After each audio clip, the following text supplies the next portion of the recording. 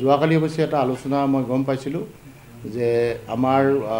জিলা কংগ্ৰেছৰ যিগৰাকী সভাপতি সন্মানীয় মাধৱ ৰাজবংশী ডাঙৰীয়া তেখেতে এটা কথা পৰহি দিনা নিউজত কৈছিল যে বসন্ত দাসৰ সহায় নালাগে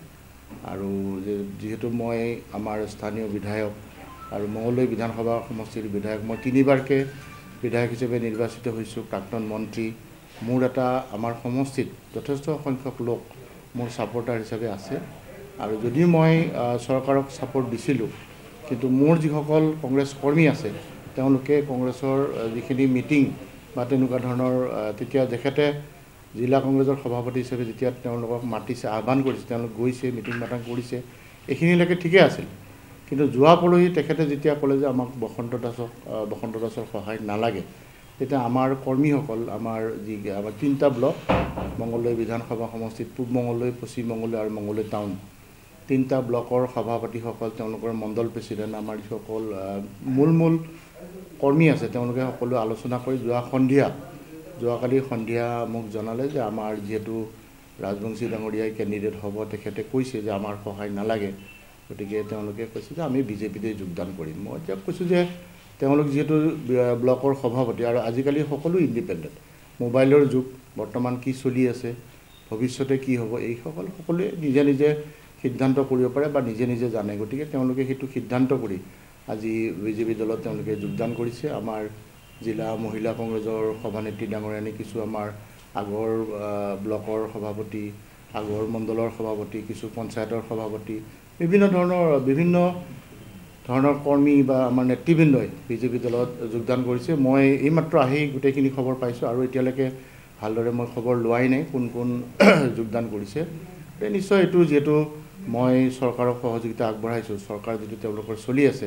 ভৱিষ্যত দিনত মোৰো সহায় হ'ব আৰু আমি সকলোৱে আমাৰ মঙলদৈ উন্নয়নৰ কথা চিন্তা কৰিব পাৰিম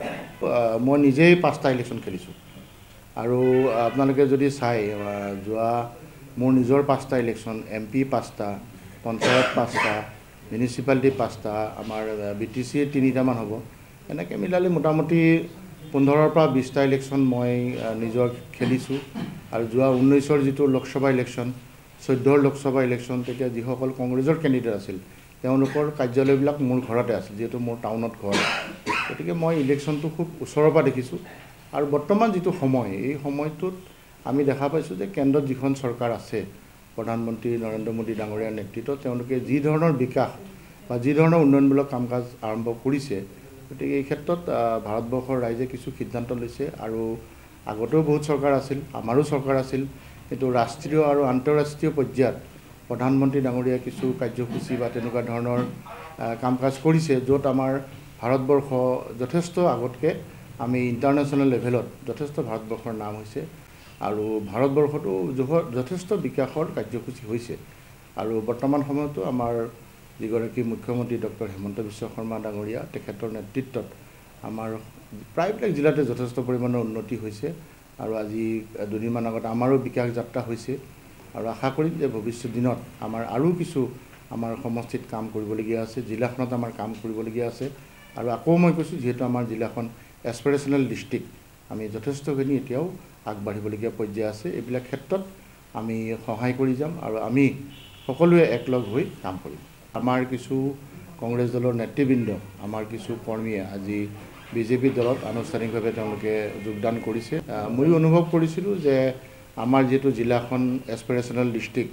আৰু আমাৰ জিলাখন বানপীড়িত এখন জিলা গতিকে আমাকো ঠিক তেনেকুৱা ধৰণৰ এখন মেডিকেল কলেজেই হওক আমাৰ এখন ইঞ্জিনিয়াৰিং কলেজেই হওক বিভিন্ন ধৰণৰ অনুষ্ঠান আমাক লাগে আৰু বৰ্তমান চৰকাৰখনৰ দিনত আমাৰ ইয়াতে স্কিল ইউনিভাৰ্চিটি দিছে আৰু যোৱা পৰহি দিনা আমাৰ ইয়াতে মেডিকেল কলেজ এখনো হ'ব বুলি কৈছে তেনেকুৱা ধৰণৰ কিছু আৰু কাম আছে যোৱা যি বিকাশ যাত্ৰা হৈছিল সেই বিকাশ যাত্ৰাত আমি মঙলদৈবাসীৰ বাবে মঙলদৈ সমষ্টিৰ বাবে জিলাখনৰ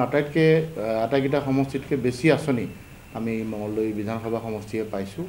সেইবিলাক কাৰণ মই ভাবি গুণি যোৱা 14 তাৰিখে মই বৰ্তমানৰ যিখন চৰকাৰ ডক্টৰ হেমন্ত বিশ্ব শৰ্মা ডাঙৰীয়াৰ নেতৃত্বত চলি আছে সেই চৰকাৰখনক মই ছাপোৰ্ট দিছোঁ আমাৰ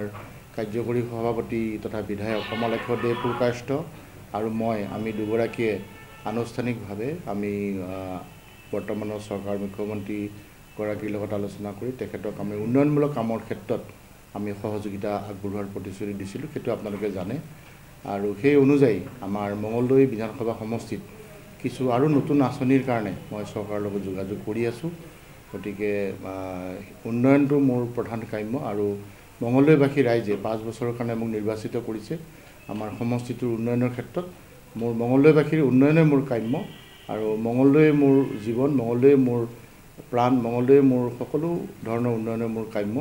গতিকে তেনেকুৱা কাৰণত মই তেখেতসকলৰ লগত সহযোগিতা আগবঢ়াইছোঁ। মই আনুষ্ঠানিকভাৱে কংগ্ৰেছ দল ত্যাগ কৰা নাই, মোক ছাছপেণ্ড কৰিছে। আৰু যেতিয়া প্ৰাৰ্থীগৰাকীয়ে ক'ব যে মোৰ সহায় নালাগে, মোৰ পৰা যিটো সহায়, মইতো সহায় নকৰোঁ বুলি কোৱা নাই, আমাৰ প্ৰাৰ্থীগৰাকী যেতিয়া কৈছে যে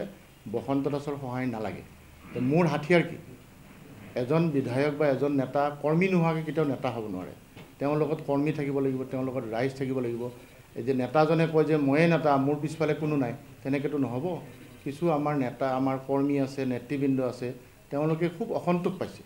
তেওঁলোকে কৈছে যে আমাৰ যদি নেতাগৰাকীৰ সহায় নালাগে, আমাক যদি নেতাগৰাকীৰ সহায় মানে নেতাগৰাকীৰ পিছফালে কৰ্মীসকল আছে, তেওঁলোকৰ যদি কোনো সহায় নালাগে, তেওঁলোকে একচেটিয়াভাৱে তেওঁলোকে বহি পেলাই সিদ্ধান্ত কৰিছে। তেওঁলোকে বিজেপি দলত যোগদান কৰিছে। বিজেপি দলৰ যিগৰাকী প্ৰাৰ্থী তেওঁ ইতিমধ্যেই টিকেট পাইছে,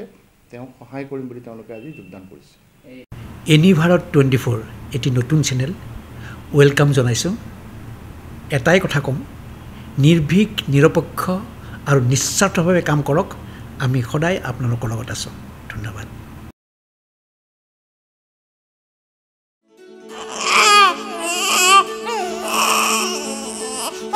অভিনন্দন, আপোনাৰ এজনী ছোৱালী জন্ম হৈছে।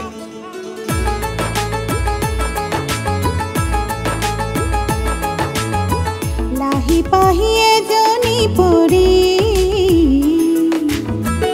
আহিলে ঘৰখন উজলি।